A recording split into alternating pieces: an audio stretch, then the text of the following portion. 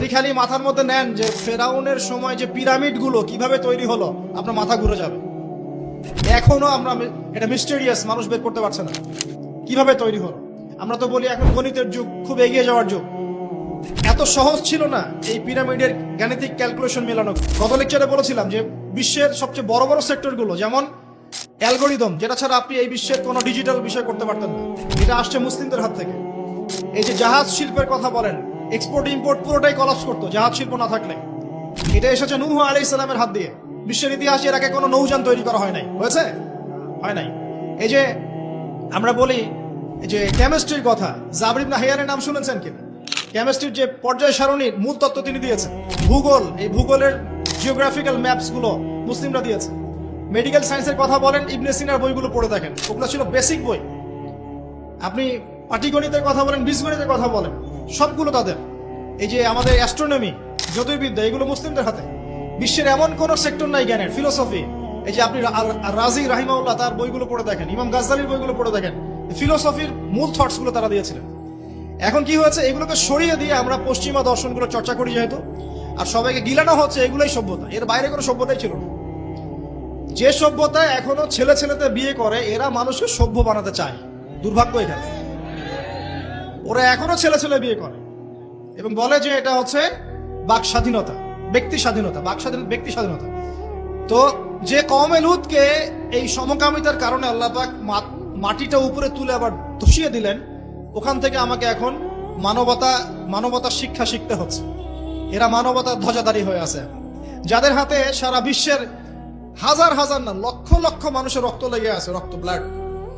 এবং এই ব্লাড গুলো ইনোসেন্ট মানুষের ব্লাড, নিষ্পাপ মানুষের ব্লাড, নিষ্পাপ শিশুদের ব্লাড লেগে আছে।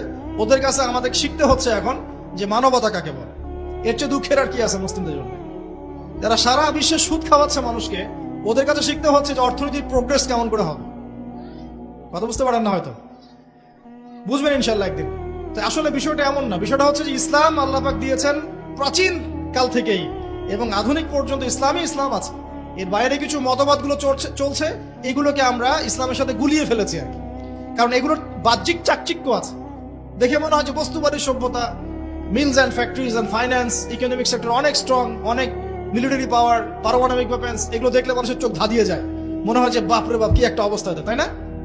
এটা বিগত জাস্ট 200 বছরের হিস্ট্রি। এর আগ পর্যন্ত আপনি যা দেখবেন সবই ইসলাম। লাস্ট 200 বছরে কি হয়েছে? লাস্ট 200 বছরে আমরা আমাদের খিলাফা হারিয়ে ফেলেছি। মুসলিম যুবকরা নামাজ ছেড়ে দিয়েছে, সুন্নত ছেড়ে দিয়েছে, কোরআন থেকে আমরা দূরে সরে আসছি। ইসলামের দায়িত্ব দিয়ে দিয়েছি শুধু আলেম ওলামার কাঁধে, তারাই ইসলাম পালন করবে, আমরা এর মধ্যে নাই। ঠিক আছে? আমাদের মা বোনরা পর্দা ছেড়ে দিয়েছে, হাজারার মতো স্ত্রী নাই ঘরে, ইব্রাহিম ইসমাইলের মতো সন্তান হচ্ছে না, ইব্রাহিমের মতো পিতা নাই, সন্তান হচ্ছে না। বস্তুবাদী, সারা জীবন দুনিয়া নিয়ে ব্যস্ত, বাড়ি গাড়ি, টাকা করে, স্ট্যাটাস, দ্যাটস অল। আমাদের এখন চিন্তা ভাবনা এরকম। যুবকরা দেখবেন যে ফিফা টিফা নিয়ে পড়ে আছে, নেইমার মেসি নিয়ে পড়ে আছে। ওদের চিন্তাই নাই যে আল্লাহ পাক যে তাকে পৃথিবীতে পাঠিয়েছেন দিনটা প্রচার প্রসার প্রতিষ্ঠা করার জন্য, ফিকিরই নাই। কেন হবে না আমাদের অবস্থা এখন এমন, সেটা বলে না। কত পার্সেন্ট মানুষ দেখাবেন নামাজ পড়ে 5 ওয়াক্ত? কত পার্সেন্ট মুসলিম দেখাবেন যে কোরআনটা বিশুদ্ধ করে তেলাওয়াত করতে পারে? যে জাতি কোরআন তেলাওয়াত করতে পারে না, ওই জাতি বিজয় পাবে নাকি? একটা বই লিখে আছে, একটা কমন মানে একটা ফেস, অনেক বই দেখেছি, একটা বই দেখলাম সেদিন যে অমুসলিমদের ব্যাপারে বলা হচ্ছে তারা হচ্ছে একটা ওর্স্ট জিনিস, মানে যেটা খারাপ জিনিস, এর সফল প্রচারক। আর মুসলিমদের ব্যাপারে বলা হচ্ছে মুসলিমরা একটা সুপিরিয়র একটা জিনিস তাদের কাছে আছে, মানে ইসলাম, এর ওর্স্ট প্রচারক, মানে খারাপ প্রচারক। মানে বোঝাচ্ছে যে ইসলাম আমাদের কাছে আছে না সবচেয়ে পিওর একটা জিনিস, এই পিওর জিনিসটার সবচেয়ে খারাপ প্রচারক আমরা, আর ওদের কাছে আছে নোংরা জিনিস, ওই নোংরা জিনিসগুলো সেরা প্রচারক ওরা। উল্টা, আমি বুঝতে পারছি না মনে হয়। যত মতাদর্শ প্রচার করছে বস্তা পচা দর্শন, সব বস্তা পচা দর্শন, কিন্তু ওগুলোর খুব সফল প্রচারক তারা। আর আমাদের কাছে কোরআন সুন্নাহ আছে না, অভ্রান্ত সত্যের উৎস, আমরা এগুলোর প্রতিষ্ঠায় কিন্তু ততটা অগ্রগতি সাধন করতে পারি না। বাস্তব কথা, যা হচ্ছে এটা প্রয়োজনের তুলনায় নিতান্তই কম। যেদিন প্রয়োজন পূরণ হবে সেদিন ইনশাআল্লাহ অটোমেটিকলি আল্লাহ পাকের জমিনে দিন প্রতিষ্ঠা হয়ে যাবে। আর দিন প্রচার আর প্রতিষ্ঠা এক জিনিস নয়। প্রচার মানে হচ্ছে আপনি নামাজ পড়ছেন, প্রচার হচ্ছে সুন্দর, মাশাআল্লাহ, কিন্তু আপনি সব দিক থেকে শক্তিশালী নন, তাই বিশ্বের অন্য সভ্যতা আপনার উপর চাপ খাটিয়ে নামাজের স্বাধীনতাও হরণ করতে পারে। এর নাম হচ্ছে ক্ষমতা। এই ক্ষমতা ওদের হাতে আছে, আমাদের হাতে নাই। তো প্রতিষ্ঠা অন্য জিনিস।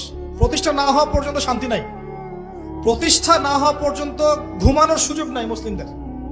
প্রচার চলবে, প্রচার প্রতিষ্ঠা এক জিনিস নয়। প্রতিষ্ঠা না হওয়া পর্যন্ত হাল ছাড়া যাবে না ইনশাআল্লাহ তাআলা। যখন প্রতিষ্ঠা হবে তখন আপনি সুকুনের সাথে ঘুমাতে পারবেন। যতক্ষণ পর্যন্ত প্রতিষ্ঠা হয় নাই সমস্যা আছে, যতটুকু চলছে এটাও থাকবে না, এমনও হতে পারে, আল্লাহ না করুক। এখন আসেন, আমরা জানলাম যে ইসলাম চিরায়ত কাল থেকে ছিল। নবী সাল্লাল্লাহু আলাইহি ওয়াসাল্লাম তাহলে কি করলেন? তিনি কি নতুন কোন শরীয়ত নিয়ে আসলেন? হ্যাঁ, তিনি শরীয়ত নিয়ে এসেছেন ঠিকই, কিন্তু তিনি মানে নতুন কোন ধর্ম প্রবর্তন করেন নাই। আমাদের একটা ভুল আছে কনসেপ্ট। আমরা বলি ইসলাম ধর্মের প্রবর্তককে নিচে লেখা থাকে সাধারণ জ্ঞান বইয়ে মুহাম্মদ সাল্লাল্লাহু আলাইহি ওয়াসাল্লাম। তা মুহাম্মদ সাল্লাল্লাহু আলাইহি ওয়াসাল্লাম কি ইসলাম নতুন করে প্রবর্তন করেছিলেন? বরং নতুন করে তিনি শরীয়তটা প্রচার করেছেন। তিনি কি লা ইলাহা ইল্লাল্লাহের দাওয়াত ছাড়া অন্য কোনো দাওয়াত দিয়েছেন? আর নূহ আলাইহিস সালামও তো লা ইলাহা ইল্লাল্লাহেরই দাওয়াত দিয়েছেন। আদম আলাইহিস সালাম কিসের দাওয়াত দিয়েছেন? লা ইলাহা ইল্লাল্লাহ। প্রত্যেক নবী কিসের দাওয়াত দিয়েছেন? ফেরাউনের সামনে মুসা কি বলেছেন? আল্লাহ ছাড়া কোনো ইলাহ নাই, তুমি তার ইবাদত করো, তাই না? তাহলে প্রত্যেক নবী লা ইলাহা ইল্লাল্লাহের দাওয়াত দিয়েছেন। নবী সাল্লাল্লাহু আলাইহি ওয়াসাল্লামের সময় এটাকে রিফর্ম করা হয়েছে, মানে শরীয়তটাকে নতুন নবায়ন করা হয়েছে। তো নবী সাল্লাল্লাহু আলাইহি ওয়াসাল্লামের শরীয়ত আসার পর আগের শরীয়তগুলো চলবে কিনা? চলবে? যদি কেউ মনে করে নবী সাল্লাল্লাহু আলাইহি ওয়াসাল্লামের শরীয়ত আসার পরেও আগেরগুলোও চলবে, তাহলে কুফরের মতো থাকবে, থাকবে না? এখন এখান থেকে আমি আপনাকে বাকি অর্ধেকের দিকে নিয়ে আসি, একটু খেয়াল করেন। নবী সাল্লাল্লাহু আলাইহি ওয়াসাল্লামের এই ইসলাম প্রচার প্রসার আর প্রতিষ্ঠা করতে 23 বছর লেগেছে। কত বছর? উনি যখন নবী হয়েছেন তখন আরবের সমাজটার মধ্যে শিরিক দিয়ে ভর্তি ছিল। শিরিক আর শিরক, যে কোনো এমন কোনো শিরিক নাই যেটা আরবে ছিল না আর কি। ঠিক আছে, স্ট্যাচু ওয়ার্শিপ হতে পারে, কবর পূজা হতে পারে, মৃত মানুষের পূজা হতে পারে, নাস্তিকতার চর্চা হতে পারে, সমস্ত শিরকের প্রকারভেদ আরবে ছিল। ওই সময়ে সুদের প্রচলন ছিল, ইকোনমিক সেকশনে মানুষ সুদ খাইত। ওই সময় মদ ছিল, মদ মানুষ অ্যাভেলেবল মদ পান করত। নারীর অবমাননা ছিল, মেয়েদেরকে খুব একটা মূল্যায়ন করা হতো না। আর গোত্রীয় হানাহানি ছিল, মানে গোত্রে গোত্রে হানাহানি। একটু অবজার্ভ করেন, এই 5টা সমস্যা কি এখন নাই? এখনকার বিশ্বে নাই। বরং শিরকের এখন গ্লোবালাইজেশন হয়েছে, হয় নাই? ইকোনমিক সেকশনে সুদের গ্লোবালাইজেশন হয়েছে না? এখন একটা জায়গায় সুদ সীমাবদ্ধ নাই, সারা বিশ্বের মানুষ খাচ্ছে, খাচ্ছে না? মাদক কি একটা জায়গায় সীমাবদ্ধ আছে না সারা বিশ্বের মানুষ খায়? ছড়িয়ে দেওয়া হয়েছে, ছড়িয়ে। সীমান্ত অঞ্চলগুলোতে গিয়ে দেখবেন দেধার সে মাদকের প্রবেশ হচ্ছে, হচ্ছে না? খাচ্ছে কারা? এই যে নেইমার আর মেসির ফলোয়ার যারা, খাচ্ছে না? খাচ্ছে। এরা কি মুসলিম না মুসলিম? এদের বাবা মুসলিম না মুসলিম? তাহলে গরুর গোশত খেলেই যদি মুসলিম হয়, আর নাম আব্দুল্লাহ আব্দুর রহমান হলেই যদি মুসলিম হওয়া যায়, তাহলে আবু জেহেলও মুসলিম ছিল।